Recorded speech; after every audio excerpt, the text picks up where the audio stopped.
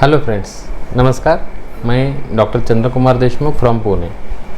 4 फरवरी को विद्याकर्मा as it is series हमने शुरू की थी और उसके अभी तक 8 एपिसोड हो चुके हैं। ये सीरीज़ सब लोगों को पसंद आ रही है और विद्याकर्मा का जो ज्ञान है हमें जितना पता है हम वो पूरी देने की कोशिश कर रहे हैं। जब विद्याकर्मा अग्निकर्म मैं गोगटे सर के पास सीखने को गया था, मुझे लगता है 2012 की बात है। तो वहाँ पे मैं चलते समय कॉलेज की इंटर्नशिप कंप्लीट करके आया था। और जब कॉलेज में हम पढ़ते हैं तो हमारा जो नॉलेज रहता है या हमारा बेसिक आयुर्वेद का अभ्यास रहता है वो बहुत थोड़ा सा रहता है। और ऐसे समय में जब हम एक आधे गुरु के पास सीखने को जाते हैं तो वो गुरु जो है हमें उसके पास जो भी नॉलेज है वो सिखाता है। वैसे हमने विद्याकर्म और अग्निकर्म के बारे में जो भी है वैद्य राबो गोगटे से जो सीखा है मैं हम सभी के लिए बता रहे हैं। बताने का प्रयोजन मैंने हर एक एपिसोड में कहा है कि एक ही प्रयोजन है कि जो लोग यहाँ आके सीख नहीं सकते हैं उनके लिए ये सीरीज शुरू की है। क्योंकि विद्याकर्म अग्निकर्म तो अभी सब वैद्य कर रहे हैं जो प्रैक्टिस में कभी करते नहीं थे या कभी विद्याकर्म अग्निकर्म को नाम रखते थे, इससे कुछ नहीं होता है ऐसा कहते थे, वो सभी और नए भी वैद्य ये प्रैक्टिस में अभी किया है, अभी कर रहे हैं। प्रैक्टिस का एक भाग हो गया है क्योंकि जो इंस्टेंट डिसीज मैनेजमेंट है वो ये मिलना चाहिए लोगों को, ऐसा हमारा और गोगटे सर का मानना था। तो गोगटे सर जाने के बाद हमने जो पहला व्याख्यान लिया था गोगटे सर के पुण्यतिथि के ऊपर तिलक आयुर्वेद महाविद्यालय से, तभी से अभी तक 150 से भी ज़्यादा कार्यशाला हुई है पूरे भारत भर में। और हर जगह पे विद्याकर्म अग्निकर्म एज इट इज हमने बताया है। ये बताते समय कुछ त्रुटियां भी रहती हैं, जैसे हम बताते हैं और सुनने वाला उसमें से कहीं सारी बातें ना लेते हुए कुछ बातें लेता है और वही बातों के ऊपर प्रैक्टिस करने की शुरुआत करता है और फिर भी सक्सेस में पीछे रह जाते हैं। तो ऐसे समय में एक बात मन में आई कि अरे विद्याकर्म अग्निकर्म हम तो यहाँ पे सिखा रहे लेकिन जो यहाँ पे नहीं आते उनके लिए कुछ करना चाहिए। लोग पूछते थे कि सर आप कोई कोर्स बनाओ या कोई आप ऐसा फीस लेके 10 दिन का कोर्स बनाओ। तो मैंने कहा कि अरे ऐसा नहीं होगा। वैद्य राबो गोगटे सर ने हमें फ्री सिखाया है, हम कभी पैसे नहीं लेंगे क्योंकि अगर इसमें पैसे का आ जाएगा, व्यवहार आ जाएगा तो उसके लिमिटेशन बढ़ जाते हैं, वो नॉलेज नहीं रहेगा। क्योंकि ज्ञान देने के लिए कोई पैसा नहीं लिया जाता, ऐसा गोगटे सर कहते थे। इसीलिए हम सिखाते समय यहाँ पे भी जो स्टूडेंट विद्यार्थी आते हैं उनसे पैसा नहीं लेते हैं। और कुछ लोग फ़ोन आते हैं कि सर ऐसे ऐसे एक कोई वीडियो बना रहा है या कोई सीरीज़ है, पैसे दे के हम करें क्या। कोई कहता है कि ऐसे ऐसे गोगटे सर के विद्यार्थी है वो पैसे लेके सिखा रहे। हम उनका कुछ बोलते नहीं है क्योंकि विद्याकर्म अग्निकर्म जो हमें सिखाया है एज इट इज़ हम पेश करते हैं। क्योंकि हर एक व्यक्ति को इसमें हम क्या कहते हैं प्रैक्टिकली और नॉलेज के ओरिएंटेड से परिपूर्ण कैसे बनाएं ये हमारा विचार रहता है। तो ये करते समय फिर जो नहीं आ सकते हैं लोग उनके लिए हमने YouTube की सीरीज़ शुरू की है। ये सीरीज़ शुरू की मीन्स ये सुन के सब करोगे तो रिज़ल्ट आ ही रहे। मुझे तो बहुत सारे रिप्लाई आ रहे हैं कि आपके जो वीडियोज़ हैं हम देख के काफ़ी अच्छा प्रैक्टिस में कर रहे हैं। मुझे उन सबको कहना है कि आप जो कर रहे हो काफ़ी अच्छी बात है, लेकिन वो आपको जो रिज़ल्ट आ रहे हैं वो कुछ 10% है। अब कभी हो सके तो आप पुणे में कभी आ जाइएगा और प्रैक्टिकली हमारे जो कैंप्स रहते हैं या हमारी ओपीडी रहती है उनमें रिज़ल्ट देखिएगा। हमें ये डिसीज मैनेजमेंट कितना डेप्थ में है आपको समझ में आ जाएगा। मैं कभी जापान में गया नहीं, इसका मतलब जापान है ही नहीं ऐसा नहीं ना। तो लोगों को विद्याकर्म अग्निकर्म छोटी छोटी बीमारियों में रिजल्ट देता है ये तो पता है, जैसे पेन मैनेजमेंट है या हम क्या कहेंगे कि अर्थराइटिस जैसे है। लेकिन ये इवन इनफर्टिलिटी से लेके बच्चों के मानसिक विकारों तक, कैंसर जैसे व्याधियों में भी इसका हम इस्तेमाल कर सकते हैं। ब्रेन डेवलपमेंट में इस्तेमाल कर सकते हैं, ऑर्गन डेवलपमेंट में इस्तेमाल कर सकते हैं। क्योंकि रक्तम जीवम इति स्थिति हमें पता है, धातुओं का कर्म हमें पता है, प्रीणनम जीवनम लेफा स्नेह उदाहरण पूर्णे। अब ये जीवन कर्म रक्त का है, हमें अगर कहीं मार लग जाएगा, फ्रैक्चर भी हो जाएगा तो अपने आप फील होता है, तो उसे हम शरीर का रक्त का कर्म करते हैं, जीवन कर्म कहते हैं। अगर वो हील नहीं हो रहा है तो वहाँ पे व्याधि हो चुकी है। जैसे कि फ्रैक्चर हील होता है, अगर मैं गिर गया यहाँ पे, ऐसा मुझे बहुत बड़ी खरोच आ गई, मैं घिसते हुए गिर गया तो बहुत ज़्यादा पेन होगा, लेकिन अपने आप हील होता है वो। लेकिन सोराइसिस जैसी बीमारी जो है 20-50 साल लोग लेके के बैठते हैं, वो हील नहीं होती है, कितना भी ट्रीटमेंट करें। तो ये जो देखने को हमें मिलता है, यही भाव इम्पोर्टेंट रहता है आयुर्वेद की चिकित्सा में। आयुर्वेद में मन का भी विचार ज़्यादा किया गया है, हृदय का भी वर्णन आया है। मैंने बताते समय, मर्म बताते समय, हृदय मर्म का विस्तार बताते समय वो सब बातें बताई थी। दूसरी बात आती है कि विद्ध कर्म अग्निकर्म करने की मेथड्स जो रहती है वो भी करेक्शन करना है हमें। एंगल रखना है, कौन से इंस्ट्रूमेंट आना है, वो करते समय नीडल के अलग अलग प्रकार कैसे आने हैं, वो सब हम एक एक एपिसोड में लेने वाले हैं। ये लेते समय हमने जो अभी तक एपिसोड लिए हैं, 8 एपिसोड हुए हैं, उसमें हमने योगाभ्यास भी बताया था। वो सब लोगों ने योगाभ्यास करना चाहिए। उसके बाद क्षिप्र मर्म से शुरुआत की थी, मर्म के ज्ञान से शुरुआत की थी, और हर एक एपिसोड में मैंने मर्म के बारे में बताया था कि ये मर्म का विचार जब हमने फर्स्ट ईयर तक छोड़ा था, उसका अलग अलग विचार कैसे करते हैं। मुझे पता है हर व्यक्ति मेरा पूरी तरह से वीडियो लास्ट तक सुनता नहीं है, लेकिन जब आपको इसके बारे में ज्ञान अवगत करने की इच्छा हो जाए तो ज़रूर हर एक वीडियो फिर से देखिएगा। देखिए लास्ट वाला जो वीडियो था वो और अभी के इसमें कम से कम 14-15 दिन का गैप हुआ है, क्योंकि इतने दिन मेहनत करनी पड़ती है। दोपहर 12 से रात 12 बजे तक हम ओपीडी करते हैं, और इसके साथ भी हम पढ़ाई करते हैं कि अगले एपिसोड में क्या दिया जाए। मैंने जैसे पिछले एपिसोड में मर्म के बताया था कि जब हम मर्म का ज्ञान बता रहे हैं, हम प्रैक्टिकली कैसे उसका विचार करते हैं। अब ये करते समय मैं कई बार देखता हूँ विद्ध कर्म अग्निकर्म मर्मों पे विद्यार्थी गलती से करते हैं। तो मैं कहना चाहूँगा मर्मों को हाथ नहीं लगाना है, मर्मों को हम छोड़ के विद्ध कर्म अग्निकर्म करते हैं जैसा ग्रंथ में दिया है। तो उसके बारे में आप पिछले एपिसोड है वो देख लीजिए।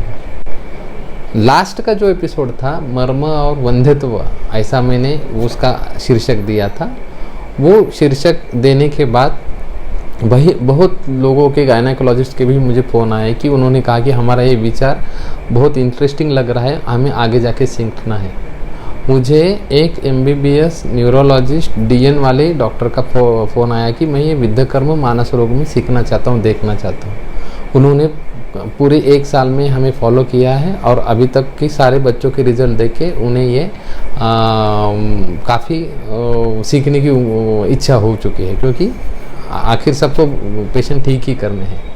ये करते समय जब मुझे याद है गोगटे सर एक्सपायर हो गए थे, हम काम कर रहे थे, मैंने मैडम को जाके बताया था, गोगटे मैडम को, अनघा गोगटे मैडम को, और उनको बताने के बाद मैडम बहुत खुश हो चुकी थी। लेकिन तब मैडम ने कहा कि इसके आगे भी हमें जाना है, और उसकी आगे की जो बात है वो आप चक्रों पे काम करो, 6 चक्रों पे काम करना चाहिए आपको। और मुझे लगता है हम 1 साल से 1 या 1.5 साल से विद्ध कर्म अग्निकर्म और चक्र इनका अभ्यास कर रहे हैं। और जैसे मैडम ने कहा था, मैडम एक्सपायर होने के पहले ही 10 दिन पहले ही हमें कहा था कि आप ऐसा ऐसा काम करो इस पर, तो आपको इसकी नेक्स्ट लेवल समझ में आ जाएगी, जो गोगटे सर कर रहे थे। तो अभी तो 1 साल चालू है, कर रहे हैं, और आगे भी चालू रहेगा जैसे जैसे उसमें अलग अलग बातें समझ में आती है। क्योंकि अभ्यासत प्राप्यते दृष्टि कर्म सिद्धि प्रकाशिनी रत्नादिसद असद ज्ञानम न शास्त्रादेव जायते। जो भी शास्त्र में नहीं समझती है बातें, अनुभव से आती है, वो धीरे धीरे जैसे जैसे हमें मिलती जाएंगी, हम आप सभी को बताते जाएंगे। क्योंकि न मम एतत्, यही हमारा कुछ नहीं है, आयुर्वेद का है। इसी भाव से गोगटे सर हमें सिखाते थे, और उसी भाव से हम आपको सिखा रहे हैं। मर्म के बारे में मैंने बहुत ज़्यादा रेफरेंस दिए थे पहले चैप्टर में, उसके बाद में अलग अलग मर्म बताए थे। वो सीक्वेंस इतना सोच के बनाया था मैंने कि ये जो आखिरी वाला मर्म का मैं आज एपिसोड ले रहा हूँ, मर्म का पूरी तरह से अयन कंप्लीट कर रहा हूँ यहाँ पे। क्योंकि मर्म तो हमें पता है कहाँ पे कौन से मर्म है, कौन सा सद्य प्राणहर है, कौन सा विशल्यग्न है, कैसा कैसा क्या क्या है, मैंने जैसे पहले बताया। लेकिन इनका विचार प्रैक्टिस में करते समय कैसे करना चाहिए, ये बारे में मैं थोड़ी थोड़ी बारे में बताते आया हूँ। अब ये करते समय पिछले इसमें मैंने चक्र का निरूपण, षट चक्र के एक बुक के बारे में बताया था कि ये षट चक्र निरूपण एक बुक है जो है वो हमें नाड़ियों का जो विवेचन है वो विवेचन में फ़ायदा देने के लिए काम में आता है। एक संकल्पना यौगिक शास्त्र में है और वो जो हमें अभ्यास से ही प्राप्त होती है। योग शास्त्र में बताया गया है कि हमारे शरीर का नियंत्रण जो किया जाता है 3 दोष से होता है, सप्त धातु होते हैं, ये तो सभी को पता है। लेकिन इसके अलावा हमें जो यौगिक बातें हैं उस पर भी थोड़ा सा ध्यान देना पड़ता है, क्योंकि अभी मैं बच्चों को बताता हूँ एक ही जगह का विद्ध कर्म है वो। अभी मैं एग्जांपल देता हूँ, कल की बात है। एक स्टूडेंट था 10वीं के लिए, हमें उनका प्रकृति परीक्षण करने के लिए स्कूल में गए थे और वो योग शास्त्र में या आसनों में पूरे उसने गोल्ड मेडल जीते थे इंटरनेशनल लेवल पे। ऐसे विद्यार्थी पढ़ाई में थोड़ा कम था, उसको 40, 45, 50% आते थे। तो जब से चेक किया तो उसकी वात प्रकृति थी और वात प्रकृति के व्यक्तियों का जो मन है बहुत चंचल रहता है, अस्थिर रहता है, जो पढ़ते हैं वो भूल जाते हैं। तो ऐसे समय में वो हमारे पास आए थे। अब हमारे पास आने के बाद उनको हमने विद्या कर्म शुरू किया। उसके बारे में मैं आगे बताने वाला हूँ, जो बुद्धिवर्धक विद्या रहते हैं उसके बारे में। तो विद्या कर्म शुरू किया और आज ये 4 दिन पहले 10वीं का रिजल्ट लगा है। वो जो 50% का 45% का बच्चा था तो वो अभी 84-85% लेके बैठा है। अब इतना सिर्फ विद्या कर्म से आता है, तो ये बहुत बड़ी बात है आयुर्वेद के लिए। ऐसे बहुत सारे एग्जाम्पल हैं हमारे पास। मुझे कहना है कि ये योग का, शास्त्र का, विद्या कर्म का संबंध, मन का संबंध बहुत नज़दीक है। लेजेंडरी शंख, ये जो मैंने एपिसोड बनाया था वो एपिसोड में शंख मर्म का ऊहापोह किया था। उसके साथ शृंगाटक मर्म का भी मैंने बताया था कि वो द्वार कैसा द्वार है हमारे मन का, हमारे ज्ञानों का द्वार कैसा है, क्योंकि उसको उसी तरह से हमें काम में आता है। ये करते समय योग शास्त्र में जो बताया है कि हमारे शरीर में जो है 72,000 नाड़ियाँ रहती हैं और वो हमारे जो शरीर में कंद है, योग का कंद जो कहा जाता है, वहाँ से वो निकलती है। वो शरीर का नाड़ी कंद कहते हैं उसको। 72,000 नाड़ियाँ निकलती हैं। जो नाड़ी कंद से निकलती है उसका स्थान है गुद और शिश्न के बीच में, जो मूलाधार चक्र के नीचे जो है वहाँ पे उसका स्थान है। वहाँ से 72,000 नाड़ियाँ निकलती हैं। नाड़ियाँ में समझ लेना कि सिराएँ हमारे। और मैंने पहले एपिसोड में बताया था कि ये सिराओं का जो संबंध है वहाँ पे मर्म आते हैं। जो सिरा है शरीर का पूर्ण करती है एक एक अलग अलग जगह पे, वहाँ पे उसको मर्म कहा गया है आयुर्वेद में। तो ये 72,000 नाड़ियाँ शरीर में पूरी तरह से अलग अलग घूमती रहती है और जहाँ पे उनका संयोग होता है, जहाँ पे ज़्यादा से ज़्यादा संयोग होता है, वहाँ पे वो एनर्जी सोर्सेस बन जाते हैं। वो जो है उसमें 6 ज़्यादा से ज़्यादा एनर्जी सोर्सेस माने गए जिनको षट चक्र कहा गया है। अलग अलग प्रकार के, सबको पता है, मूलाधार चक्र है, स्वादिष्टान चक्र है, मणिपुर चक्र है, अनाहत चक्र है, विशुद्ध चक्र है। अब ये जो है ये नाड़ियों से उत्पन्न होता है। अब ये नाड़ियों से उत्पन्न होते समय ये चक्र जो है शरीर के योग का, शरीर के एनर्जी सोर्सेस का, शरीर के जीवन का वहन करती है। अब ये जो नाड़ियाँ वहन करती है अमृत तत्व का, हमारे शरीर के जीवंत, हमारा लाइवलीनेस का जो तत्व है वो उसका वहन करती है। और ये करने में बहुत सारी ऐसी 72,000 नाड़ियाँ हैं। तो इनमें से कुछ प्रमुख नाड़ियाँ हैं, उनका वर्णन आया है, जैसे इड़ा, पिंगला और सुषुम्ना, ये 3 नाड़ियाँ का प्रमुख वर्णन आया है। और वो जो है हमारे नाड़ियों के उद्गम स्थान जो है नाड़ी कंद, जैसे मैंने कहा कि हमारे जो एनल ओपनिंग है और हमारा पेनिस का ऑर्गन इसके बीच में जो रहता है वहाँ से वो नाड़ी कंद है, वहाँ से 72,000 नाड़ियाँ निकलती हैं। और ये जो ईड़ा पिंगला और सुषुम्ना नाड़ी है, ये भी तीनों नाड़ियाँ यही नाड़ी कंद से निर्माण होती हैं। नाड़ी कंद के ही जो है उसके पीछे से ही हमारा स्पाइनल कॉर्ड बनते जाता है और ऊपर आज्ञा चक्र तक वो बनते जाता है हमारे शरीर में। वहीं से हमारी पूरी नर्वस सिस्टम शुरू हो जाती है। मैंने बताते समय सिंपैथेटिक और पैरासिम्पैथेटिक नर्वस सिस्टम दोनों बताए थे, क्रैनियल नर्व्स बताए थे। तो इसका हमारे योग से ज़्यादा संबंध आता है। अब यही नाड़ी कंद से निकलकर हमारे मेरुदंड स्पाइनल कॉर्ड के लेफ्ट भाग से आज्ञा चक्र तक जैसे घूमती जाती है, वो जो है हमारी ईड़ा नाड़ी है। और पिंगला जो नाड़ी है राइट साइड से निकल के घूमते हुए चली जाती है। ऐसे दो हमारे नाड़ियाँ ईड़ा और पिंगला है। पूरा जो ब्रह्मांड है ना, वो दो ही तत्व पे है, एक शीत तत्व और उष्ण तत्व है। ये प्रमुख दो तत्व है। जैसे सूर्य और चंद्र बता सकते हैं, हमारे शरीर में भी उष्ण और शीत ऐसे गुण हम बता सकते हैं। कोई भी हम अगर वनस्पति द्रव्य लेंगे तो वो वनस्पति द्रव्यों का दो वीर्य रहते हैं। वीर्य मीन्स पोटेंसी, वो उसका एक्टिव पार्ट जो है वो उसका डिवाइडेशन दो ही भाग में है, एक उष्ण और शीत तत्व में आता है।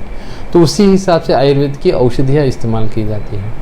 हम विद्ध कर्म और अग्नि कर्म करते समय वही तत्व इस्तेमाल किया जाता है। जैसे कि रक्त दुष्टि है, रक्त में पित्त है और वो उष्ण हो गया है, तो हम वहाँ पे रक्त विश्रावन करते हैं उष्णता कम करने के लिए, तो वो हो गया रक्त विश्राम। जब कफ वात संप्राप्ति है, वहाँ शीत तत्व जाता है, तो उसको कॉन्ट्रैक्ट करने के लिए हम अग्निकर्म करते हैं।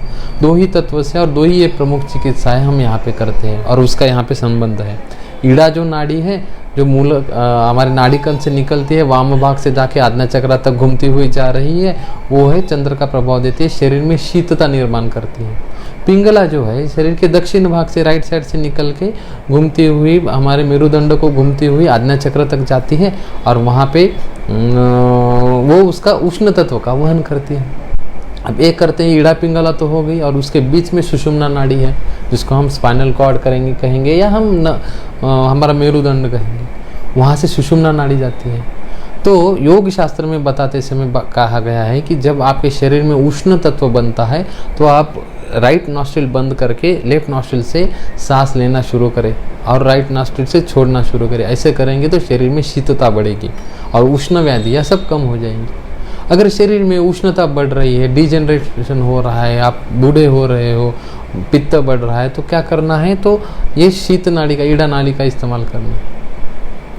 उल्टा हो रहा है, शरीर में कफ बढ़ रहा है, शरीर में ठंडा शीत गुण ज़्यादा बढ़ रहा है, कफज विकार बढ़ रहे हैं, मेटाबॉलिज्म स्लो हो रहा है, तो पिंगला नाड़ी से हमें सांस लेनी है, ऐसा योग शास्त्र में बताते हैं। उसी के आधार पर हमारे प्राणायाम आगे आ जाते हैं।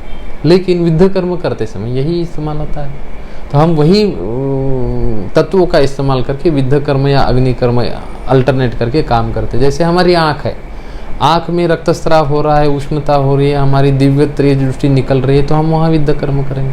अगर वहाँ पे तेज गुण का बल कम हो रहा है, वहाँ शीत गुण बढ़ रहा है, जैसे चक्षुष तेजोमयम तस्य विशेषात श्लेष्मनो भयम कहा गया है। चक्षु हमारा तेज रूप है और वहाँ पे उसको कफ की भीति है, डर है उसको कफ का, और ऐसी व्याधियाँ बन रही है तो हम वहाँ पे अग्निकर्म करते हैं। ये दोनों तत्व का हम इस्तेमाल करके हम चिकित्सा करेंगे तो हमें जो अटके हुए व्याधि है, जो फास्ट रिजल्ट हमें नहीं मिलते, अब ऐसे सारे व्याधियों में हमें 100% तक जाने के लिए ये काम में आता है। अब जो चंद्र नाड़ी और सूर्य नाड़ी ईड़ा पिंगला हम सुषुम्ना को घूमते हुए ऊपर आ रही है, उसके बीच में सुषुम्ना है, तो वो शुक्ल है, उसके रंग अलग अलग बताए गए हैं। तो वो करते समय, वो नीचे से ऊपर जाते समय जहाँ जहाँ वो सम्मिलित होती है वहाँ वहाँ उसके जो दल बन जाते हैं या पुष्प कमल जैसे उसके पार्ट बन जाते हैं, उसको चक्र कहा गया है। मूलाधार चक्र से आज्ञा चक्र तक ऐसे 6 चक्र हैं और ये 6 चक्र कहा गया है। इनका वर्णन काफ़ी संहिता में अलग अलग प्रकार के योग विज्ञान में आया है, लेकिन आयुर्वेद में सीखते समय इसके 1-2 आप चैप्टर बना के वो हम भूल जाते हैं। तो सबसे पहले आता है मूलाधार चक्र आता है। सुषुम्ना नाड़ी के मुख से जो संलग्न है ध्वज के नीचे तथा गुदा के ऊपर, गुद के ऊपर जो स्थित है उसको मूलाधार चक्र कहते हैं। वहाँ पे जब नाड़ियाँ 72,000 नाड़ियों में से कुछ नाड़ियाँ का मिलाप हो जाता है तो वहाँ पे मूलाधार चक्र बन जाता है। और ये जो है इसके बनते समय उसके 4 दल बन जाते हैं। थोड़ा सा क्लिष्ट लगता है लेकिन ये काफ़ी इम्पोर्टेंस है, मैं जो आगे बताने वाला हूँ उसमें। तो ये इसका रंग जो है, कलर जो है रक्तवर्ण का है। और ये चारों दल जो है, जैसे कमल है ना, कमल के दल बन जाते हैं, चारों दल अलग अलग तरीके से बन जाते हैं। और वो चारों दलों को व श श स ये 4 अक्षर बताए गए हैं। जैसे उसको हम व्यंजन कहेंगे, वो अक्षर बताए गए हैं। मूलाधार पद्म जो है चतुर हम 4 दल वाला कहेंगे। अब 4 दल वाला कहेंगे तो मैं एग्जांपल देता हूँ दल के कर्म कैसे रहते हैं। जैसे कि मूत्र है, आर्तव है, गर्भ है, शुक्र है, ये निष्क्रमण करने के लिए ये दल बनाए गए हैं, दल बनते हैं और इनका अधिकार क्षेत्र वो रहता है। तो यहाँ पे जब हमें इनफर्टिलिटी का विचार करता है तो इनका हमें विचार करके ही कर्म करना पड़ता है। और ये जो है मूलाधार चक्र है, इसकी अधिष्ठात्री देवी जो है डाकिनी शक्ति है। अभी ग्रंथ में अलग अलग नाम दिए हैं लेकिन वो शक्ति वहाँ पे उसको डाकिनी शक्ति कहा गया है। पद्म की कर्णिका में विराजमान है, जो पद्म है उनकी जो कर्णिका मेन है वहाँ पे विराजमान है। इसके अंग उज्ज्वल है, रक्त नेत्र वाली डाकिनी शक्ति। इसमें 4 भुजाएं है, जैसे मैंने 4 दल कहा है। और दंड, कमलु, अक्षयसूत्र तथा अभय मुद्रा से वो सुशोभित है। ये डिटेल में आया है। ये जो है ना जो कहते हैं ना कुंडलिनी शक्ति जागृत होनी चाहिए, तो मूलाधार चक्र के बगैर कुंडलिनी शक्ति जागृत नहीं होती है। और मूलाधार चक्र का हम कहेंगे कि जो देवता है वो गणेश जी कहा गया है। और उसी के हिसाब से वहाँ से वो जो नाड़ियाँ हैं उसका मिलाप ऐसे ऊपर तक वहन करने वाले आज्ञा चक्र तक लेके जाते हैं, हमारे मन तक। मैंने बताते समय कहा कि शंख मर्म से मन तक आते हुए ऐसा ही विस्तार होता है। और मूलाधार चक्र से आज्ञा चक्र तक भी नाड़ियों का वहन हो जाता है। उसके ऊपर जाता है तो स्वादिष्टान चक्र आता है। स्वादिष्टान ध्वज के मूल प्रदेश में स्वादिष्टान पद्म है। इसके 6 दल होते हैं। मूलाधार के 4 दल हो गए, ऊपर जाने के बाद 6 दल है। यही इम्पोर्टेंट रखना है मैं जो बता रहा हूँ। दलों का रंग सिंदूर वर्ण है और उनके जो अक्षर है ब, भ, म, य, र, ल ऐसे अक्षर है। इसका कोई उपयोग नहीं है, मैं आगे बाद में बताऊंगा ये कैसे करना है। उसके स्वादिष्टान पद्म की कर्णिका के मध्य में अर्धचंद्राकार एक जलमंडल है। इसका वर्ण शुक्ल है। इसका वाहन जो है अलग अलग बताए गए। इसका वाहन जो मकर है, जो मूलाधार चक्र है उसका वाहन ऐरावत हाथी कहा गया है। और स्वादिष्टान चक्र का वाहन मकर है। मैं ये भी बाद में बताने वाला हूँ इसका विचार कैसा करना है। वो जो 6 चक्र है उसमें शंख चक्र, गदा, पद्म ऐसे विशोभित है। और ये एक युवक जैसा उसको वर्णन दिया है स्वादिष्टान चक्र को। और जैसे मूलाधार चक्र का देवता गणेश जी थे, वैसे स्वादिष्टान चक्र का देवता विष्णु है। और यहाँ पे जैसे मूलाधार चक्र के समय डाकिनी शक्ति कही गई है, वही शक्ति जब ऊपर आती है तो उसको राकिनी शक्ति कहा गया है। यह विष्णु के पार्श्व भाग में विराजमान है। विष्णु के पार्श्व भाग में विराजमान है। इसका वर्ण श्याम है। जैसे डाकिनी का शुक्ल था, ये राकिनी का वर्ण श्याम है। उसके ऊपर मणिपुर चक्र आता है, नाभि प्रदेश में आता है। मणिपुर पद्म विद्यमान है। इसके 10 दल हैं। जैसे 4 था, बाद में 6 दल हुए थे, ऊपर 10 दल हो रहे हैं। जो कमल बन रहा है नाड़ी चक्रों का, पहले 4 दल थे, बाद में 6 थे।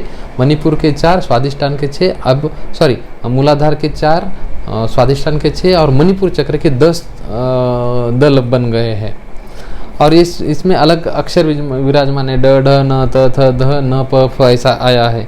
मनुपर पद्म की कर्णिकाओं में मध्य में स्थित स्वस्तियों के युक्त त्रिकाणाकार एक वह्नि मंडल है नाभि के यहाँ पे।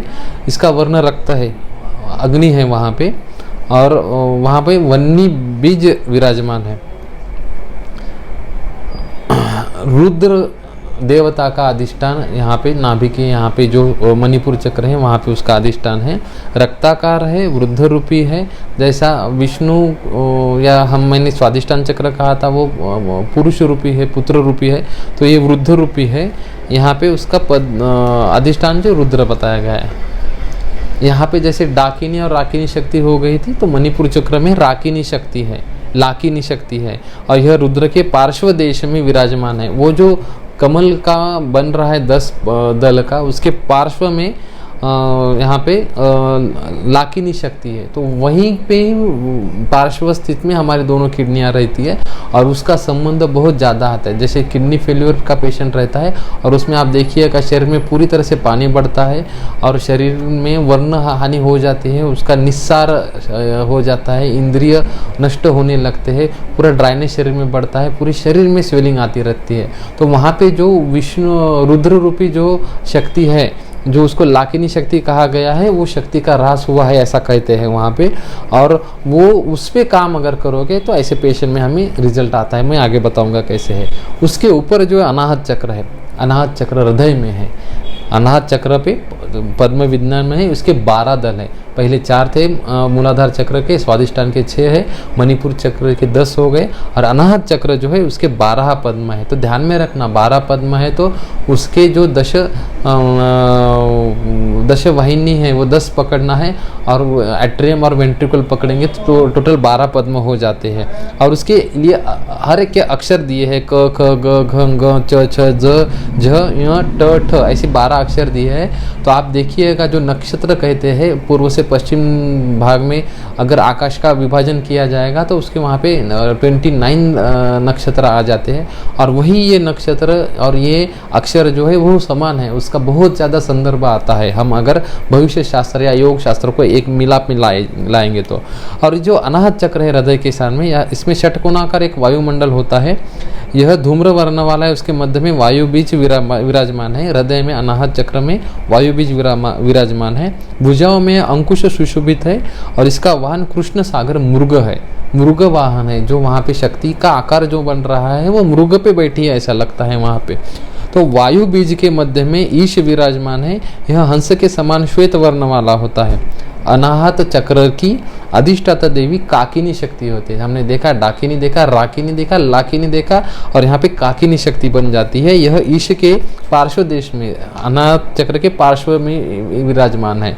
तो इसका वर्णन नवीन विजल के समान होता है। इसकी 3 आंखें होती है, 4 भुजाएं होती है, और पूर्ण रसार्द्र हृदय वाली तथा प्रसन्न चित्त वाली शक्ति होती है। अनाहत पद्म की कर्णिका में एक त्रिकोणाकार शक्ति अर्थात योनि है। यह योनि करोड़ों विद्युतों के समान प्रकाश वाली तथा अत्यंत कोमल है। देखिएगा हम हृदय में जब देखते हैं तो हमारे ऐसे नोड रहते हैं, एबी नोड रहते हैं, वहाँ से इलेक्ट्रिक करंट आता है, पूरे शरीर में जाता है। देखिएगा ECG निकालते समय पैर को भी हम लगाते, एक इलेक्ट्रोड दूसरे पैर को लगाते, बाकी चेस्ट लीड लगाते अलग अलग जगह पे। तो ये इनका हमें विचार मिलता जुलता मिलता है। इसी त्रिकोण के मध्य में बाण नामक शिवलिंग जैसा विराजमान है अनाहत चक्र में। जिस प्रकार मणि में सूक्ष्म छिद्र रहता है, मणि में एक सूक्ष्म छिद्र रहता है, उसी प्रकार यहाँ पे एक सूक्ष्म छिद्र है जो अत्यंत कामनीय है, काम की शोभा का आलय है। वो उसका वर्ण सोने जैसा है। ऐसा ये जो है हमारा अनाहत चक्र बन जाता है हृदय का। ज़्यादा मैं इसमें डिटेल में नहीं जाने वाला हूँ, क्योंकि जब जब व्याधियों के बारे में विद्याकर्म अग्निकर्म में बताऊंगा तब इन बातों का फिर से उच्चारण करूंगा। तब ये मैं जो बता रहा हूँ ये छोटी छोटी बातें हैं, आपको सुननी है। विशुद्ध चक्र जो है उसके ऊपर जो है कंठ प्रदेश में विशुद्ध चक्र आ जाता है। इसके 16 दल है। अभी 12 अनाहत के थे, अभी 16 दल हो चुके हैं। दलों का रंग धूम्र वर्ण है। इन 16 दलों पे रक्त वर्ण वाले समस्त स्वर वर्ण अर्थात अ आ ई उ रु रु लु लु ए ऐ ओ औ अम आह, ये 16 अक्षर विराजमान है इस पे विशुद्ध चक्र पे। विशुद्ध पद्म की कर्णिका में मध्य में पूर्ण चंद्राकार वृत्तरूप एक आकाश मंडल है, जैसे हम उसको ब्रोंकस कहते हैं। इसका वर्ण शुक्ल है। उसी के मध्य में आकाश बीज है विराजमान है, इसका वर्ण शुक्ल है। आकाश बीज में यहाँ पे देवी जो है शाकिनी है। जैसे हमने देखा डाकिनी देखा, राकिनी देखा, लाकिनी देखा, काकिनी देखा, अब यहाँ पे शाकिनी शक्ति है। यह पद्म की कर्णिका में विराजमान है। यह सुधा समुद्र के समान अत्यंत शुक्ल वर्ण वाली है। इसने पीत वस्त्र का धारण किया है। इसकी 4 भुजा है, इन भुजाओं में शर, शाप, पाश, अंकुश सुशोभित है। ऐसे अलग अलग दिया है, इसका ज़्यादा वर्णन मैं आगे करने वाला हूँ। आज्ञा चक्र है जो सबसे बड़ा चक्र है, आज्ञा चक्र मेन चक्र, दोनों के मोह के मध्य प्रदेश में भुवों के, जैसे यहाँ पे जहाँ पे हमारा विषग लग्न मर्म है वहाँ पे वो आज्ञा चक्र विराजमान है। यही आज्ञा चक्र पे मन का अधिष्ठान है और मन नियंत्रण करना ही कुंडलिनी शक्ति को जागृत करना ऐसा कहा गया है। और मन जो है इंद्रियों के अधिष्ठान में रहता है, इंद्रिय और मन इनका संबंध ज़्यादा से ज़्यादा रहता है। तो पूरे चक्रों का और मन का और हमारे सेंस ऑर्गन का ये संबंध बहुत नज़दीक का है। तो हमें विद्या कर्म करते समय ये सारी बातें ध्यान में रख के अगर हमें करना पड़ता है। यहाँ पे ह अक्षर, ये 2 अक्षर विराजमान है। तो यहाँ आज्ञा पद्म की कर्णिका में चक्राधिष्ठात्री देवी हाकिनी है, हाकिनी देवी है, शक्ति विराजमान है। यह चंद्रमा के समान शुक्ल वर्ण वाली है, इसके 6 मुख होते हैं। अब ये अलग अलग बार में बताया गया है, बहुत डिटेल में है उसके बाद में भी। तो ये हम चक्रों का वर्णन करते हैं।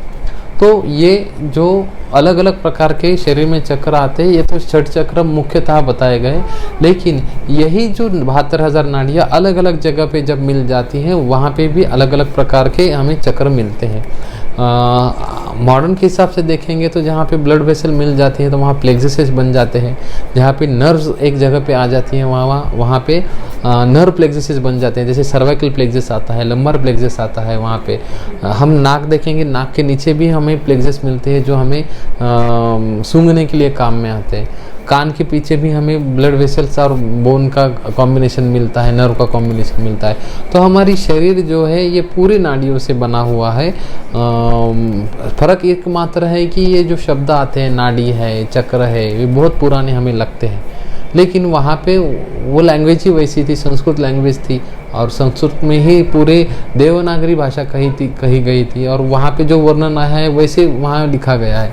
लेकिन आजकल संस्कृत पीछे है और इंग्लिश जो भाषा है आगे बढ़ चुकी है और उसी हिसाब से साइंस में भी शब्द बन गए हैं। जैसे नर्व्स आ गया है, ब्लड वेसल्स आ गया है, वहाँ पे बोन्स आ गया है, अस्थि को बोन बोला जाता है। तो ये सिर्फ शब्दों का अंतर्भाव है, लेकिन शरीर तो एक ही है। तो इसी शरीर में ये सभी का वहन या वर्णन आया है। तो ये एपिसोड का अलग से मैं ये तो 1-2 मिनट में मैं ख़त्म कर सकता था ये एपिसोड, लेकिन ये स्पेशल एपिसोड इसलिए क्यों दिया है क्योंकि जब हम सोचते हैं तो हम जो सोचते हैं उसी के हिसाब से काम होता है। जैसे मैंने हरित की ले ली दवाई और हरित की देते समय मैंने सोचा कि ये पथ्या जैसे काम करेगी, तो वो पथ्या जैसे ही काम करेगी। आयुर्वेद जीवंत शास्त्र है। जैसे मैंने सोचा कि हरित की जो है अनुलोमनी काम करेगी, तो हम अनुलोमनी से ही काम होगा। सोचते समय मैंने विचार किया कि हरित की ये तो पाचन करने वाली है, ये तो इंद्रियों को बल देने वाली है, और ऐसे विचार करके मैं अगर पेशेंट को हरित की दूंगा तो पेशेंट को वो इंद्रियों को बल देने वाला गुण उसका काम आएगा। इसीलिए हर एक द्रव्यों के जो अलग अलग वर्णन आए हैं वो काफ़ी अलग अलग नाम आए हैं, वो काफ़ी उसके कर्म के हिसाब से आए हैं। तो हमें सोचते समय हम जो सोच के जो द्रव्य देते हैं, आपकी साधना से, आपके ध्यान से, आपके मन के स्थिरत्व से और आपके अभी तक के जो कर्म किए गए हैं वो कर्मों के फलों से आपके पेशेंट को रिजल्ट आता है। मुझे एक बात पता है, गोगटे सर के पास मैं एक पेशेंट लेके गया था और उसको एक 7-8 साल कई डॉक्टर के पास चिकित्सा करने के बाद रिजल्ट नहीं आया था। मैंने उसको खुद एक 10-12 वमन दिए थे 6 साल में, तो इतना करके भी रिजल्ट नहीं आया था। और मैंने गोगटे सर के पास लेके गया, गोगटे सर ने सिंपल उसको अमल की चूर्ण दे दिया था पीपल के पत्ते में। ये मैं हर एक स्टूडेंट को ये स्टोरी पता है। और जो इतने सारे वैद्यों के पास जाके भी रिजल्ट नहीं आया था, तो उसको गोगटे सर ने देने के बाद 1 ही महीने में रिजल्ट आया था। तो मैंने सर से बात की कि सर ये ऐसे कैसे हो गया, जिसको मैं 8 साल से देख रहा हूँ, जो पीपल का पत्ता आपने अभी दिया है वो भी मैंने दिया था, जो आपने पुष्प धनवा दी है वो भी मैंने दी थी, फलग्रुत आपने दिया है मैं भी दिया था, लेकिन मुझे रिजल्ट नहीं, क्यों? ऐसा कहा था। तो सर ने कहा था कि तो आपको आगे जाके पता चलेगा, इसमें सिर्फ सोचते जाओ सोचते जाओ। तो अभी थोड़ा थोड़ा समझ में आता है, इतना तो मैं पढ़ाई वाला आदमी नहीं हूँ, लेकिन फिर भी अभी ऐसा अनुभव से समझ में आता है कि ये जो रिजल्ट आते हैं हमें इनफर्टिलिटी जैसे व्याधियों में, वो कर्म से आता है। हम इतने लोगों को हम सेवा देते हैं, गाथा मंदिर में फ्री सेवा देते हैं, वारी में देते हैं, तुकाराम बीज में देते हैं, हमारे क्लिनिक में भी हम नाम मात्र पैसे लेते हैं, विद्या कर्म अग्नि कर्म के लेते भी नहीं है। तो ऐसे करते समय हमें एक बात में समझ में आ गई कि जो हमें कर्म का हमें फल जो मिलता है और उसके साथ हमारा जो अभ्यासत प्राप्यते दृष्टि है वो आगे बढ़ते जाता है और हमें उसमें डेप्थनेस बहुत ज़्यादा आती है, और वो डेप्थनेस आने की वजह से हमारे जो रिज़ल्ट है वो ज़्यादा बढ़ते हैं। तो मुझे सर की वो बातें याद आती है कि आप करते जाओ आपके रिजल्ट बढ़ते जाएंगे। तो इसी हिसाब से ये हमने विद्या कर्म अग्नि कर्म सीरीज शुरू की है। इसके आगे अलग टॉपिक शुरू हो जाएगा। ये मर्म का मैं यहाँ पे ख़त्म कर रहा हूँ। इसके बारे में इंस्ट्रूमेंट और सीधा व्याधियों के बारे में आगे बताते जाऊँगा। धन्यवाद।